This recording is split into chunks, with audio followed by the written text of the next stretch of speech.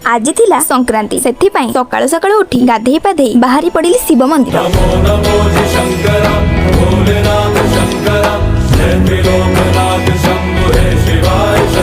मंदिर रे पूजा सारी फेरी आसिली घर भोग पाई बसी पड़िली लंच करने। आज जेहेतु संक्रांति समस्त घरे तो अरुआ भात डालमा हवाटा पूरा कंपलसरी। आम घरे भी हेतिला अरुआ भात डालमा भजा दही। संध्या बेले भाई को फोन करदेली। भाई मते कहउचंदी देख लो मोर गोटे नुआ चार्जर रे मो कवर लगाउची। मु सेटु भाई को पचारिले भाई मो चार्जर पे किछि कवर हबनी। भाई मते कहउचंदी नाइ लो तोर एंड्रॉइड मोर आईफोन चार्जर।